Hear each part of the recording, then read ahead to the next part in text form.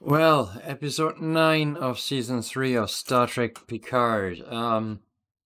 Yeah, they shoehorned in the. Yeah, it's Star Trek Picard. You know what they shoehorned in. I didn't think this show could get any more stupid. But it's Secret Hideout. Every time you think it can't possibly get any more stupid, they find a way. Like, they don't like creativity when it comes to getting more stupid. Let me just check my phone. I wrote down an exact quote from this episode. Clearly, the changelings have been working with the Borg from the beginning. Yeah, it's the Borg again. Because it's Star Trek Picard, we have to somehow splurge the Borg into there just randomly for no reason. It's like all these theory videos in Picard and Discovery and whatever seasons by channels like Red Letter Media or Major Grin, where they make like theories what could happen next, and they try to imagine the stupidest shit possible. And then when Secret Hideout comes out with the new episode, it's stupider than any of the most deliberately stupid theories anybody imagined. Yeah, what's behind the red door for Jake Crusher? It's the Borg. I honestly gotta tell you, I didn't see that coming because it was just. I couldn't conceive of anything that stupid. I mean, in episode 6, I talked about how contrived everything is, but that's. We gotta somehow squeeze the Borg in there. Because it's Star Trek Picard, we gotta have the Borg in there. We gotta fit them in somehow and just cram the Borg in there somehow. Yeah, put the Borg in there somehow. Doesn't have anything to do with the story so far. We just got the higher up said Borg, put them in there, Borg, and just squeeze them into the script. Work really hard. Put Borg in there. Yeah. So I already knew at that point that the episode was going to be shit. Well, I already knew like 9 weeks ago when the season started that this episode was going to be shit because this whole season is complete shit. But that aside, I know from judging episodes individually, at that point I knew that this episode individually was going to be shit. What a shocker. And yeah, so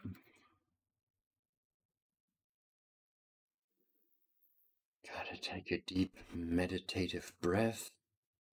And yeah, so the Borg modified Picard to have biological Borg components.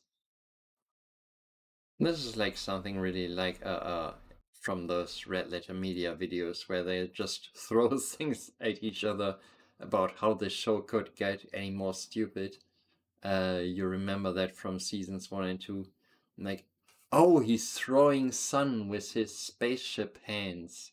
And the Borg implanted biological Borg components, which were mistaken for his Irumodic syndrome, but really were just biological Borg transmitters that he passed on to Jack Crusher to be different types of biological Borg transmitters, which made him go to the Borg that were working with the changelings. And they put a code in the transporter that made everybody into a Borg, which was actually one of the very quick blink and you'll miss it sci-fi moments that the transporters actually work by, they manage to store the huge amounts of data that the transporters need to store by keeping like a regular template of the regular human, and they only save the parts that deviate from the regular, so they save space, kind of like a compressed file works on a computer. I kind of lost my point. Yeah, the Borg turned everybody into Borg by putting Borg, biological Borg elements into the computer, into the transporter, that every time someone beamed, they would have Borg stuff put into them, but biological Borg stuff, that even though it's just a small part of the brain in Picard and J. Crusher that allows communication, somehow when it's used in the transporter, the biological Borg stuff turns everybody into full Borg. Because reasons. Like, they don't really explain the mechanics of how they go from this is just a small part in the brain that allows you to connect to the Borg somehow, to when it's put in the transporter, it makes everybody turn full Borg. Because reasons, because somehow that's a thing. And they did that to all of Starfleet somehow. Nobody ever noticed, of course. And everybody, all of Starfleet is now Borg. And I'm sorry if I sound like I'm making this up. Like, if you haven't seen the episode, I'm absolutely fully aware that I sound like I'm just making up random shit that is that I'm trying to say the stupidest things possible just to lots of people call me a hater and a troll and whatsoever, so they're going to accuse me of saying all this stuff about this episode, just making random stuff up to discredit the Secret Hideout and modern Star Trek and whatever, because I'm so hateful and stuff. I'm not making up any of that. It's actually in the episode. All that stupid shit is in the episode. I don't see how. I don't see how any serious writer would write that down and like see it on a piece of paper and not throw it in the trash immediately. Or how any kind of director would read that script and not throw it in the trash immediately. Or any kind of producer would see that script and what the director is doing and not throw it in the trash immediately and fire the writer and director. It's they're all randomly Borg because the Borg put biological Borg in Picard and it went into Jack Crusher and went into the transporter, so it made them all Borg, and now everybody at Starfleet is all Borg, and okay. That is just really fucking stupid. Yeah, and so I thought this episode had hit rock bottom. Absolute dumbest shit I've ever seen. And then they escaped the Borg, and then minute 38 happened. I already uploaded a live reaction video to that. Because I really thought this had hit absolute rock bottom. And then minute 38 happened, and they arrive at the Memberberry station in the shuttle that they escaped in, and Jordy says, I have something special for you. And that was the moment I knew exactly that was like Ghostbusters Afterlife, where there was that exact moment where we didn't see it yet, but we knew exactly they were going to desecrate the corpse of Harold Ramis and have their way with the rotting flesh. And you were just looking at the screen thinking, no, this is not happening, this is not happening, this is not happening. And then there was a CGI Harold Ramis.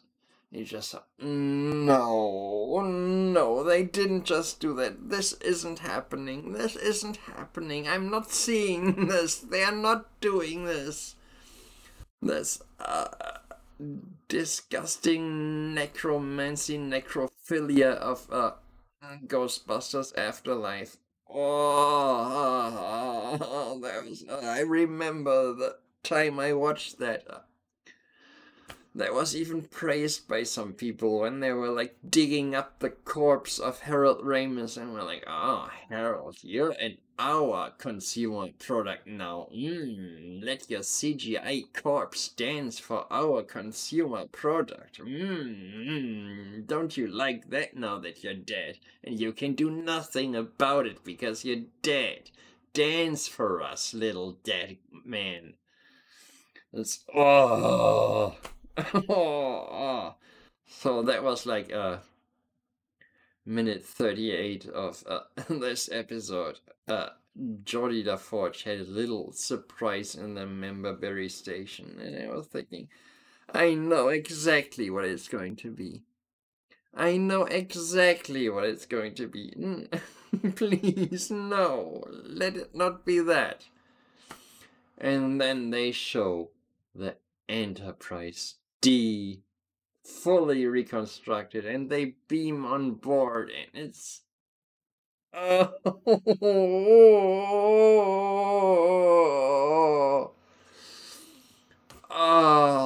only thing missing was a CGI Harold Ramis, so they can have like, oh, hello Harold Ramis, welcome on board the Enterprise D.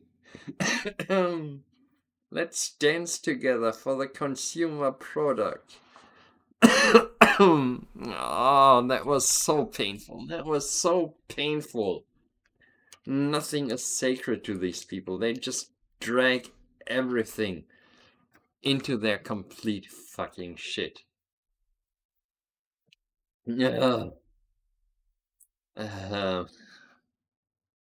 So yeah, the actress who played Shelby in Best of Both Worlds was of course in this. That's just par for the course for this season of Star Trek Picard. They drag in all these old people who need a paycheck and make them make complete asses of themselves and completely ruin whatever reputation they had with Star Trek fans. And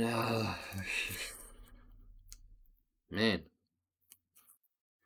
we got 9 out of 10 episodes done, so I have pretty good hopes that Dwight Schultz stayed out of this. I still respect the man, and hopefully after next week I will still respect the man. This is just painful. This hurts. I mean, wow,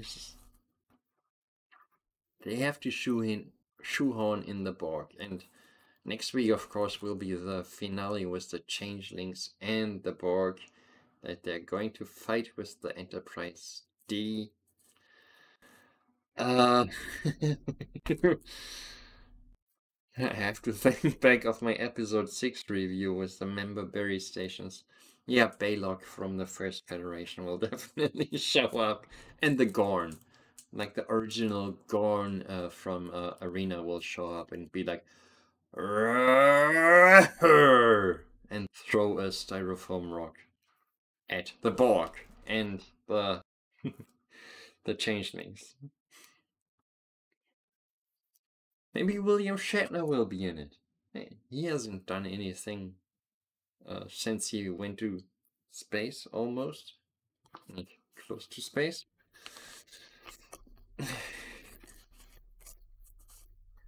This is just normal. I mean, what kind of brain dead audience is this made for? This is just like... I thought Ghostbusters Afterlife was stupid with this endless chain of, look, here are things you have already seen before. And nothing new, ever. And, if you think back how Star Trek The Next Generation originated, it's like over 170 episodes. It had like one cameo of DeForest Kelley, one episode with James Doohan, and a two-parter with Leonard Nimoy. Also had an appearance of Mark Leonard. It just tried to stand on its own feet as much as possible. And Deep Space Nine was the same thing. In fact, when the season 5 episode Trials and Tribulations was the highest rated episode of the season, Ira Stephen Bear was like really frustrated that what we really want is our own stuff that we introduce to make the big impact. Because that was always the goal of the Rick Berman, Michael Piller era of Star Trek, which coincidentally was hugely successful. Like, you can read up online the kind of ratings the Next Generations got. It was like almost Game of Thrones level, or The Walking Dead at its peak, or stuff like that. It was like 2-digit millions. Like, it was a really popular show for that exact same reason, that it stood on its own feet and stood on its own virtues, what its own writers introduced, not just having TOS reference, TOS reference, TOS reference, TOS reference. They tried to actively avoid that. And now it's the exact opposite. It's like, what has season 3 of Picard introduced? Captain Shaw. And we already knew Geordi had daughters from All Good Things. We already knew the Titan because it was mentioned in Star Trek Nemesis. The son of Beverly Crusher and Captain Picard, Jake Crusher. That was one thing. So, Jake Crusher and Captain Shaw. That's 2 new things. And it's like in the first 9 episodes of season 3 of TNG. Let me look. Let me check.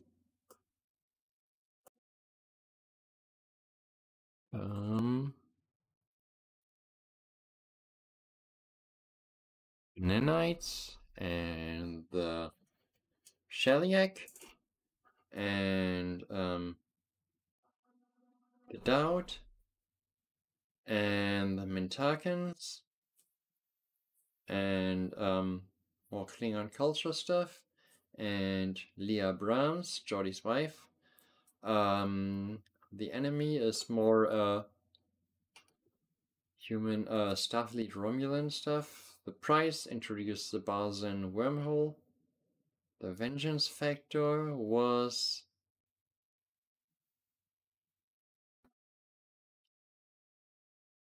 Vengeance Factor?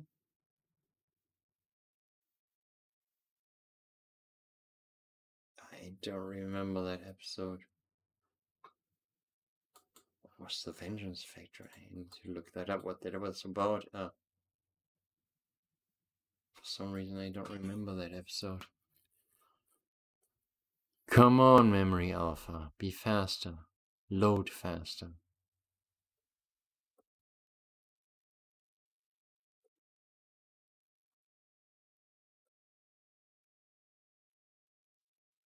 Vengeance Factor. That was episode 9 of season 3 of TNG. Enterprise tries to negotiate an end to raids launched by a group called the Gatherers, but a murder threatens to prevent peace.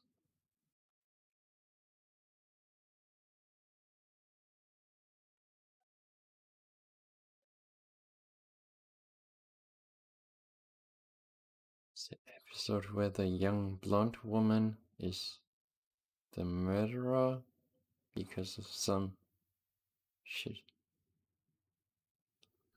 It's one of those episodes like Sub Rosa, which I just blocked out of my head. Okay, that episode sucked, but the first 8 episodes of TNG introduced lots of new stuff, and the only thing relying on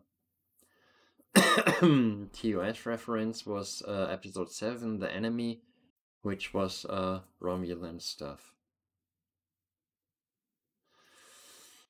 So, yeah, and Picard season 3, it introduced Jack Crusher and Captain Shaw, and 1 billion, trillion, quadrillion, million references to old Star Trek, and they had to shoehorn in the Borg again, and then the Enterprise D and the original Enterprise D set, and inside the Member Berry Station, you know, the Member Berry Station from episode 6, where all the classic ships were in a ring around it, and then inside, of course, is the Enterprise D. It's like Americans won't know because it's banned. Kinder eggs, you know, those chocolate eggs you open and there's a little surprise in it. It's banned in the USA because it's dangerous. Unlike guns, which kill like tens of thousands of people a year, Kinder eggs are really dangerous because small children, I guess, can swallow them or whatever. I guess small children can swallow guns too, or 6-year-olds can shoot their teachers, or whatever. That's a totally different subject. But, you know, it's like Kinder eggs. It's like you got the chocolate around with the Memberberry Station, with the Defiant and Voyager and the Bounty and the Enterprise, original Enterprise NCC 1701, no bloody A, B, C, or D, or E, or J. And then inside, as the special surprise, you got the Enterprise D.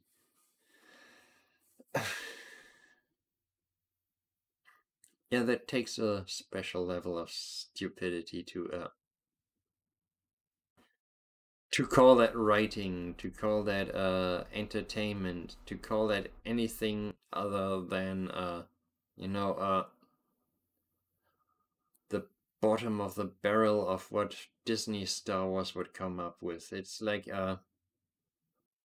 not Rise of Skywalker on steroids, it's like Rise of Skywalker on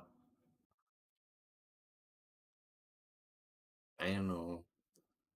What's the opposite of steroids? Not Valium. It's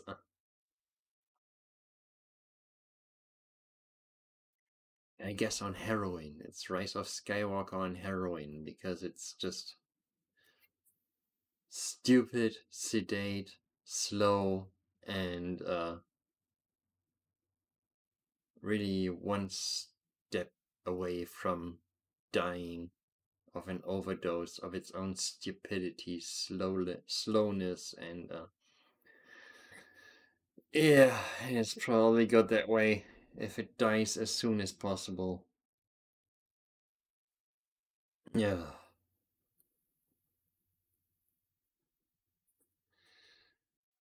Yeah, and I don't know what else to say about this. I should have...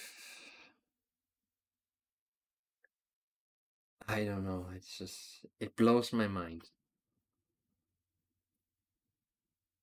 People are out there, get paid to make this shit, and call it Star Trek and market it to Star Trek fans. You know, the people who designed the mobile phone like this, based on the TOS communicator, like the first designer of a mobile phone, the head of Motorola, was a Star Trek fan.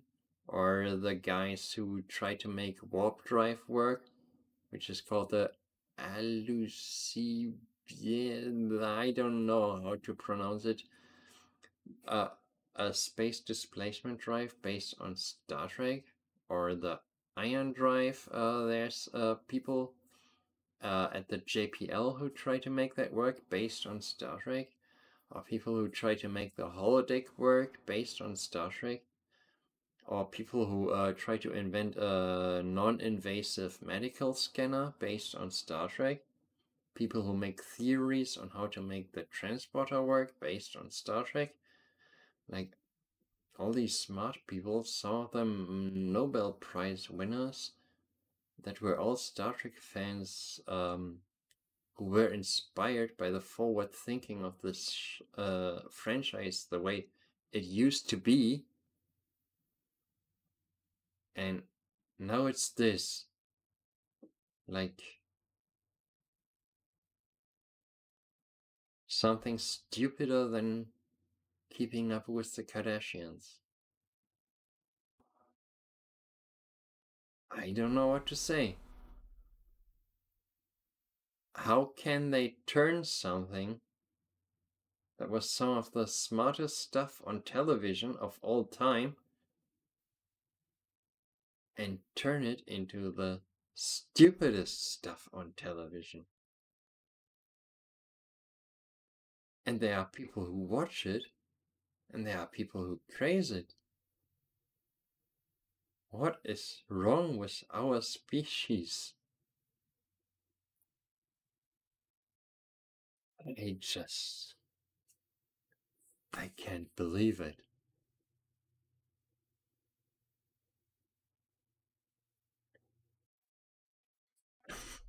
I'm speechless.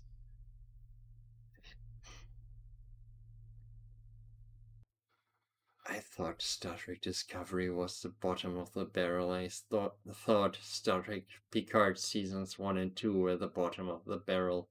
And then when I watched season 3, I thought nothing could get more stupid than episode 6.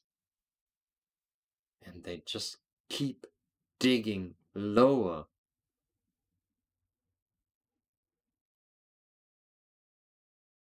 It's incredible. I'm speechless. I'm genuinely speechless. Sorry.